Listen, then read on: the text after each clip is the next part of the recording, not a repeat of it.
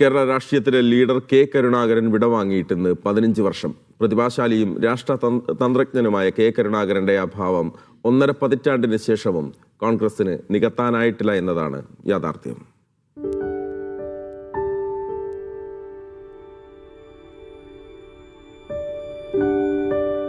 കാലമെത്ര കൊഴിഞ്ഞാലും കേരള രാഷ്ട്രീയത്തിൽ ഒരേ ഒരു ലീഡറേയുള്ളൂ, കെ കരുണാകരൻ.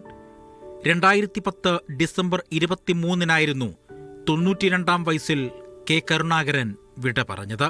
1.5 പതിറ്റാണ്ടിനിപ്പുറവും കോൺഗ്രസിൽ കരുണാകരന് തുല്യനായ പകരക്കാരനില്ല.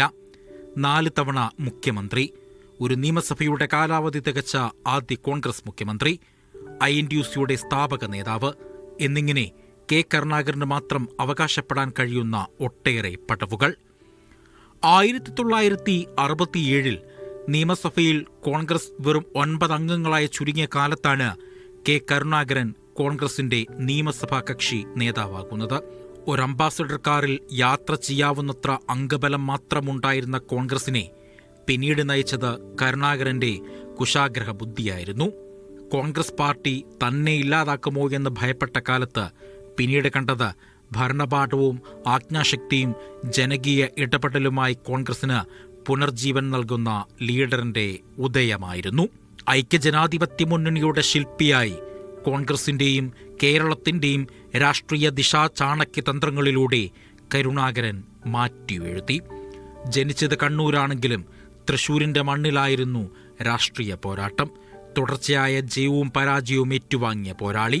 കോൺഗ്രസിനുള്ളിലെ ഭിന്നതകളും ഡെമോക്രാറ്റിക് ഇന്ദിരാ കോൺഗ്രസ് പാർട്ടിയുടെ രൂപീകരണവും തിരിച്ചുവരവുമെല്ലാം കേരള രാഷ്ട്രീയത്തിലെ ചരിത്രം.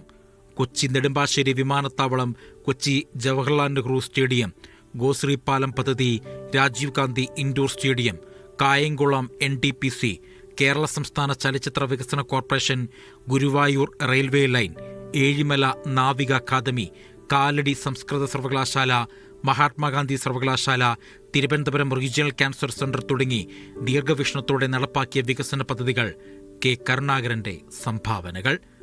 കരുണാകരനും ഉമ്മൻചാണ്ടിക്കും ശേഷം ഗ്രൂപ്പ് സമവാക്യങ്ങൾ മാറിമറിഞ്ഞ കോൺഗ്രസ് ഇന്ന് നിലനിൽപ്പിനുള്ള പോരാട്ടത്തിലാണ്. കരുണാകരനെ പോലെ പ്രവർത്തകർക്കും ജനങ്ങൾക്കും വിശ്വാസമുള്ള ഒരു ലീഡറിന്റെ അഭാവം കോൺഗ്രസിനെ 9 വർഷമായി പ്രതിപക്ഷ നിരയിലിരുത്തുന്നു. കരുണാകരന് ശേഷവും നിരവധി മുഖ്യമന്ത്രിമാരും രാഷ്ട്രീയ നേതാക്കളും കടന്നുവന്നു. എങ്കിലും ജനമനസ്സിൽ ലീഡർ എന്ന തർക്കമില്ലാതെ വിളിക്കാൻ കഴിയുന്ന നേതാവ് ഇന്നും കെ കരുണാകരൻ തന്നെ. മീഡിയ 1, തിരുവനന്തപുരം.